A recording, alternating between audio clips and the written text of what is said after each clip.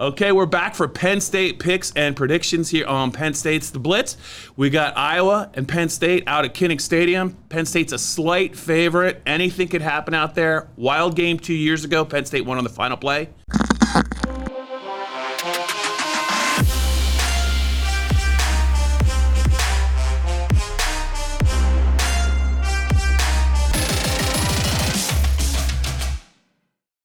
Greg, will it happen again? Well, I look at this match, and it's really interesting to see the line move the way it has. Penn State was an underdog in this game earlier in the summer when the Game of the Year lines came out. They were -2 or -3. Penn State's now trading at -4. Mm-hmm. So clearly odds makers and the betting public have done two things. Number one, they changed their mind greatly about how they feel Iowa has performed so far this season. And I think they've upgraded Penn State a little bit, because if Penn State's -4 at Kinnick, where I have to think Iowa's getting at least 4 points of home field advantage for how tough that place is to play in, then that means that Penn State would probably be laying a touchdown at Beaver Stadium. And I think it's an interesting game. Nate Stanley, I think both of us have been pretty clear we don't care for his style of play. But this is a young team that has the Maryland win on its resume, but still we need to see more from what it will do on the road against top 25 opponents.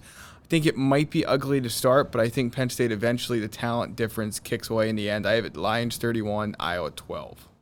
Woo, that's a very, very specific score for the Iowa Hawkeyes. I figured why not. Let's see if we can hit it.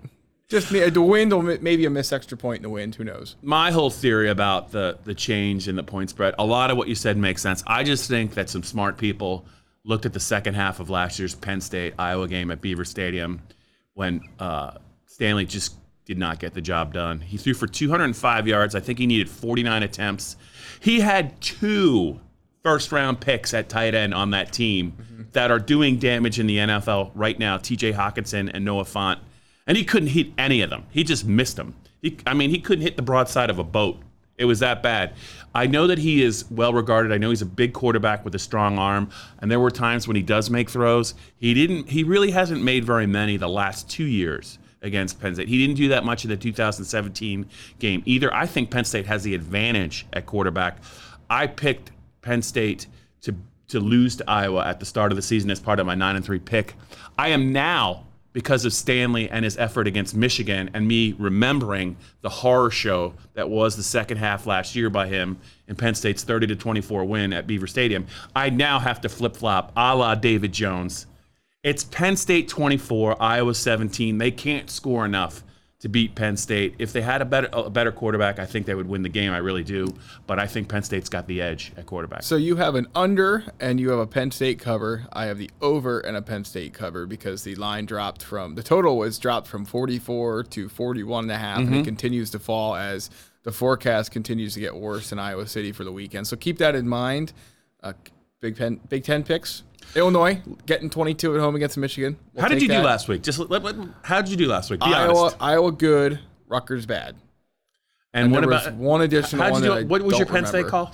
That was also not great. 40-10, so it wasn't too far off. Yeah, so you had that. You had the cover. Yeah, and you had the under. Yes, that's right. So, Greg, that's actually called really good. Yeah, it was okay. Okay, we're gonna need to get you to remember it more clearly. Illinois plus 21. Yep. Now it's up to 22.5. Give me all the points I can with that Michigan offense. They're just gonna run the clock out and wait for the Penn State game. Look ahead spot for them. And the other one is Houston getting a 7.5 at home against Cincinnati, fresh off that UCF win. Bad spot, sandwich spot. So there you have it. How hard is it for you to not pick a game with Rutgers in it right now? Just admit it. You'd love to pick them. Indiana's laying 25 in Bloomington. It's going to be, I think it's a noon start. Doesn't matter what time the game starts. Rutgers won't show up with any energy, pace, or otherwise. 24-17 Penn State for me, Robert Flounders, and you have who? Penn State 31, Iowa 12. Is there a safety involved, or is it 4 field goals? It's Iowa, Penn State. You just never know how they're going to get there. Also, I just want to give a special shout-out to the older Penn State fan base. This is the 15-year anniversary of Penn State's 6-4 loss to Iowa at Beaver Stadium.